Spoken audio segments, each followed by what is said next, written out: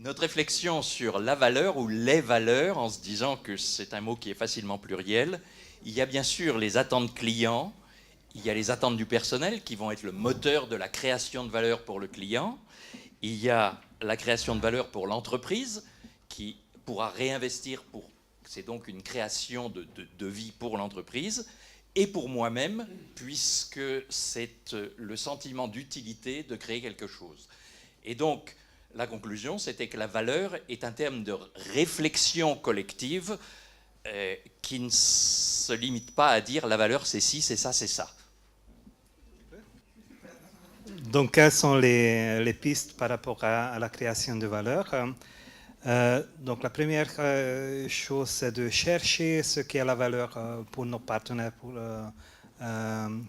pour les clients.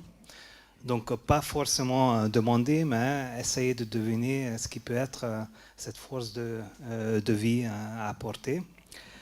Deuxième piste, dans ce sens, c'est donner le droit à l'erreur, ce qui est très important. Donc, pouvoir expérimenter et apprendre de ses erreurs, être dur avec des problèmes, un molle avec des personnes, c'est ça? Doux.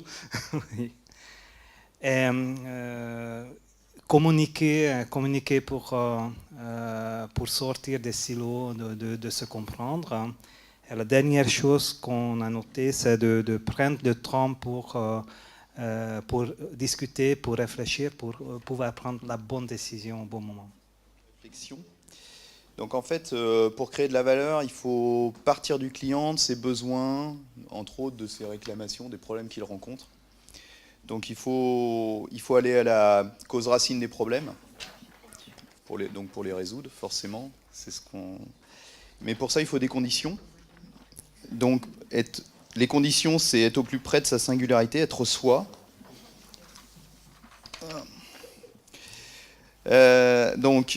Ouverture à soi, au collectif, au client. Et puis, pour le manager, avoir une posture managériale de facilitateur, de lâcher prise, d'être capable de remettre en cause ses a priori. Et puis, pour piloter tout ça, on a trouvé un indicateur, la joie. C'est déjà libérer du temps aux personnes de mon entreprise, créer les conditions pour que les personnes puissent créer de la valeur, parce que ce n'est pas nous qui créons directement la valeur. Ensuite, c'est scinder l'homme de la machine, avec les systèmes Andon, d'arrêt au premier défaut, car l'homme est là pour réfléchir et résoudre le problème, plus que exécuter uniquement les opérations. Ensuite, on avait identifié une partie qui était le coaching des hommes pour les accompagner dans le changement, du coup.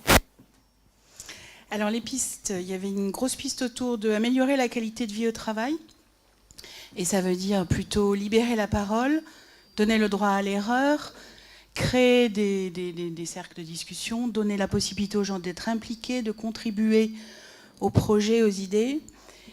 Il y avait aussi changer notre angle de vue sur la situation actuelle, changer nos exigences quant à l'objectif, quant au résultat, vérifier que ce qu'on attend comme résultat est bien intelligent, entre guillemets.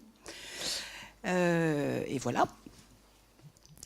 Nous créons donc d'abord de l'information qui va être plus facilement accessible, qui va être partagée, qui va être co-construite. Cette information permet de prendre des meilleures décisions, d'être plus confort sur ces décisions et d'installer un partenariat avec le client. On crée de l'intelligence, on crée de la compétence, on crée de la valeur économique, on améliore le niveau de conscience et on améliore aussi, on l'espère, l'efficacité et le bien-être. Ce que l'on évite aussi, c'est de détruire de la valeur client.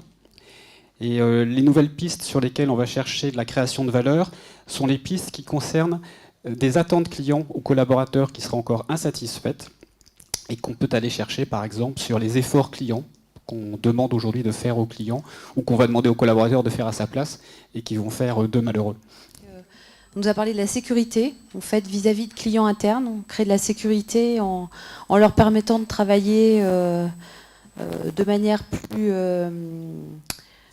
plus certaine par rapport à ce qu'il aurait demandé de faire. On crée du lien aussi vis-à-vis de clients à la fois internes et externes, en leur permettant de se comprendre. Alors ça, c'est quelque chose qui est assez général en fait.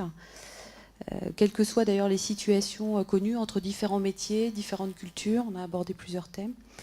Et puis, dernier point, créer de la valeur, c'est aussi améliorer. Donc, améliorer la qualité de vie, améliorer les conditions de travail. Voilà, sur la valeur.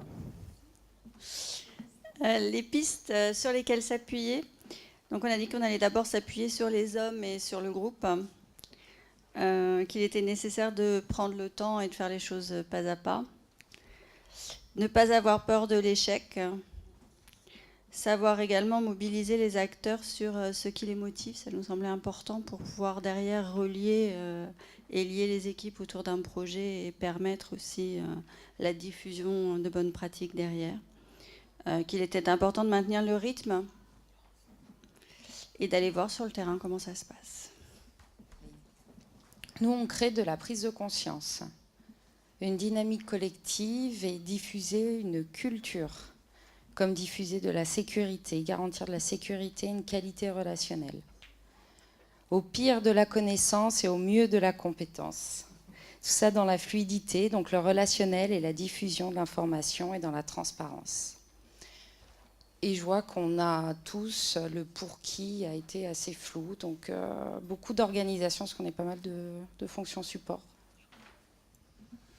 Et les nouvelles pistes pour créer de la valeur autrement, le premier point, c'est de faire évoluer la manière dont on la mesure, cette valeur. Pour pouvoir la créer, il faut changer l'angle d'approche sur ce sujet, partir de la page blanche pour éviter de reproduire l'existant, faire aux opérationnels terrain plutôt que de faire à leur place, et être en rupture sur les modalités, comme par exemple utiliser le jeu ou l'art pour fonctionner différemment, générer des choses différentes dans la manière de concevoir ou de mettre en œuvre.